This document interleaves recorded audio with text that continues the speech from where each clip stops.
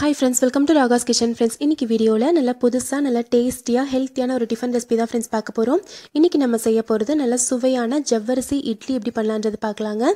இந்த ஜவ்வரிசி இட்லி செய்யறதுக்கு 3/4 கப் அளவுக்கு நைலான் ஜவ்வரிசி எடுத்து வச்சிருக்கேங்க. நைலான் ஜவ்வரிசி அப்படின்றது இந்த மாதிரி சின்ன சின்னதா மணிமணியா இருக்குங்க. இந்த ஜவ்வரிசில செய்யும்போது நல்ல இட்லி சூப்பரா நல்ல சாஃப்ட்டா வரும். 3/4 கப் அளவுக்கு நைலான் ஜவ்வரிசியை ஒரு பாத்திரத்தில் போட்டு நல்லா ஒரு 2-3 தடவை கழுவிக்கோங்க. கழுவிட்டு தண்ணியெல்லாம் வடிச்சிட்டு ஜவ்வரிசி முழுகிற அளவுக்கு தண்ணி ஊற்றி இதை ஒரு 4லேருந்து 5 மணி நேரம் ஊற வச்சு எடுத்துக்கலாம். நான் ஒரு 5 மணி நேரம் ஊற வச்சு எடுத்து வச்சுருக்கேன். இப்போ ஊற வச்சு எடுத்த இந்த ஜவ்வரிசியோட 1/2 கப் அளவுக்கு வெள்ளை ரவையை சேர்த்துடலாம். எவ்வளோ நீங்கள் ஜவ்வரிசி எடுக்கிறீங்களோ அதுக்கு 2 மடங்கு அளவுக்கு ரவை சேர்க்கணும்.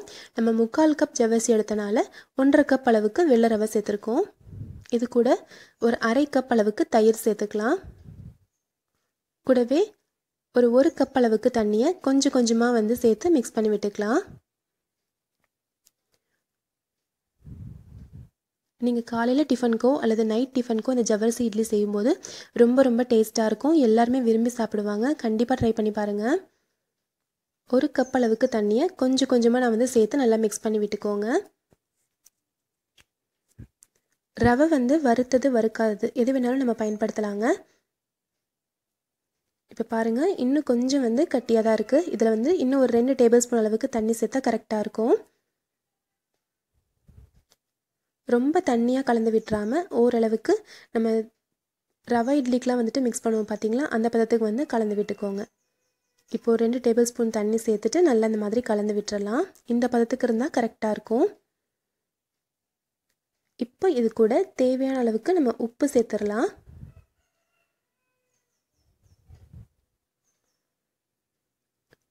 ஒரு 1/2 டீஸ்பூன் அளவுக்கு உப்பு சேர்த்தாச்சு. சேர்த்துட்டு நல்லா கலந்து விட்டுருங்க. நம்ம ரவை சேர்த்துருக்கோம் அப்படின்றனால ஒரு 10 நிமிஷம் ஊற வச்சா நல்லா டேஸ்ட்டாக இருக்குங்க. நல்லா கலந்து விட்டுட்டு இந்த பதத்துக்கு நல்லா மிக்ஸ் பண்ணி விட்டுட்டு ஒரு தட்டு போட்டு மூடி வச்சிடலாம். ஒரு 10 நிமிஷம் ஊறட்டும் இந்த மாவு. அதுக்குள்ளார நம்ம இதுக்கான சட்னி நம்ம ரெடி பண்ணிடலாம். சட்னி செய்கிறதுக்கு ஒரு 1/2 கப் அளவுக்கு தேங்காய், 1/2 கப் அளவுக்கு பொட்டுக்கடலை, சின்ன துண்டு புளி, 3 சின்ன வெங்காயம், ஒரு சின்ன துண்டு இஞ்சி, ஒரு பூண்டு, காரத்துக்கு வரமிளகாய், இது எல்லாத்தையும் ஒரு மிக்ஸி ஜாரில் போட்டுக்கலாம். இது கூடவே தேவையான அளவுக்கு உப்பு சேர்த்து நல்லா அரைச்சி விட்டுக்கலாம். ஃபஸ்ட்டு நல்லா பவுட்ரு பண்ணிவிட்டு அதுக்கப்புறமா தேவையான அளவுக்கு தண்ணி ஊற்றி நல்லா நைஸாக அரைச்சி எடுத்துக்கலாங்க. இப்போ பாருங்கள், நம்மளுக்கு சட்னியும் ரெடி ஆயிடுச்சு. இது ஒரு பவுலில் மாற்றிடலாம்.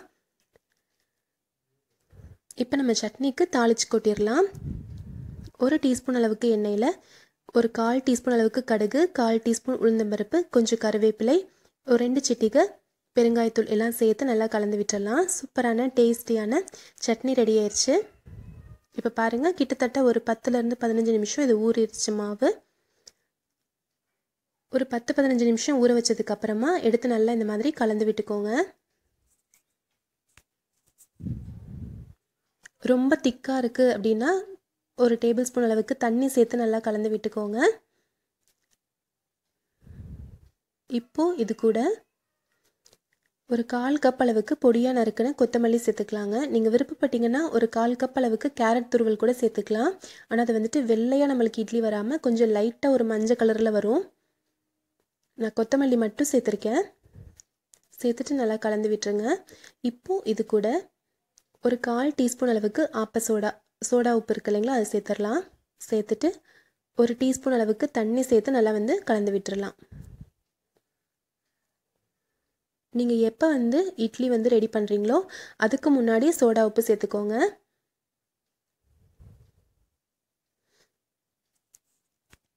இப்போது நம்மளுக்கு ஜவ்வரிசி இட்லிக்கான மாவு ரெடி ஆயிடுச்சு பாருங்கள். இந்த பதத்தில் தான் இருக்கணும்.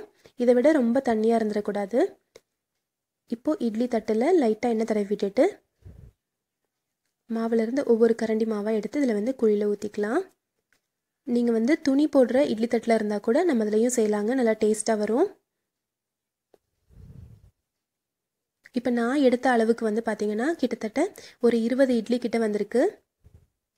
இப்போ எல்லா ஸ்டாண்ட்லையுமே நம்ம எல்லா குழிலையும் ஊற்றியாச்சு. இப்போ இட்லி பாத்திரத்தில் 1 டம்ளர் அளவுக்கு தண்ணி ஊற்றி தண்ணி நல்லா சூடானதும் இட்லி ஸ்டாண்டை உள்ளார வச்சிடலாம். இப்போ நம்ம மூடி வச்சிடலாம். சரியாக மீடியம் ஃப்ளேமில் ஒரு 10லேருந்து 12 நிமிஷம் வெந்தால் போதுங்க. சூப்பராக சாஃப்டான ஜவ்வரிசி இட்லி ரெடி ஆயிரும். சரியா இப்போ வந்துட்டு 10 நிமிஷம் கிட்ட ஆயிருச்சு. பாருங்கள் நல்லா வெந்திருக்கு. இப்போ நம்ம இதை எடுத்து வெளியில் வச்சிடலாம். இப்போ நம்ம இட்லியை தட்டிலிருந்து எடுத்துடலாம். கொஞ்சம் கூட ஒட்டாமல் நல்லா சூப்பராக வரும். பாருங்கள் நல்லா சாஃப்டான ஜவ்வரிசி இட்லி ரெடி ஆயிடுச்சு. கண்டிப்பாக நீங்களும் ட்ரை பண்ணி பாருங்கள் இதே மாதிரி. எப்பயுமே நம்ம ஒரே மாதிரி டிஃபன் செய்கிறதுக்கு கொஞ்சம் டிஃப்ரெண்ட்டாக இந்த மாதிரி கண்டிப்பாக செஞ்சு பாருங்கள். எல்லோரும் ரொம்ப விரும்பி சாப்பிடுவாங்க. நல்லா சுட சுட ஜவ்வரிசி இட்லி கூட நம்ம செஞ்ச சட்னியோட சர்வ் பண்ணி பாருங்கள். அதோட ஃப்ளேவர் ரொம்ப ரொம்ப சூப்பராக இருக்கும்.